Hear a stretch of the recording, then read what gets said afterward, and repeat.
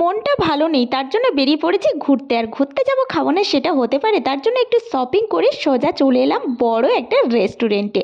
বড় রেস্টুরেন্টে এসে কি খাবো সেটাই ভাবছিলাম। তারপরে হাতে তুলে নিলাম মেনু কার্ড। আর মেনু কার্ডে তো খাবারের দাম দেখে আমার তো মাথা ঘুরে যাচ্ছিল।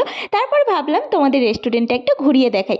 খুব সুন্দরভাবে সাজানো, পরিষ্কার পরিচ্ছন্ন, আমার ভীষণ ভালো লেগেছে। আর এখানে সবচেয়ে ভালো জিনিস হচ্ছে প্লেটে কলা পাতা দিয়ে খেতে দেওয়া হয়। এসে দেরি না করে অর্ডার দিয়ে দিয়েছিলাম 3 পিস ললিপপ, যেটার দাম ছিল 160 টাকা। সাথে অল্প পেঁয়াজ ছিল আর এক টুকরো লেবু ছিল। তবে খাবারটা খেতে এত জঘন্য ছিল কি বলবো, যেন মনে হচ্ছে পচা জিনিস খাচ্ছিলাম। তার জন্য আর কিছুই অর্ডার দেইনি, এটা খেয়েই বেরিয়ে চলে এসেছি। সবসময় দামি খাওয়ার বা বড় হোটেলে গেলেই যে ভালো জিনিস পাওয়া যায় সেটা কিন্তু নয়। অনেক সময় রাস্তার ধারে ধাবা বা ছোট ছোট যে দোকানগুলো হয় সেখান থেকেও কিন্তু টেস্টি টেস্টি খাবার কম দামেই পাওয়া যায় এবং অনেক গরিব মানুষেরও উপকার হয়।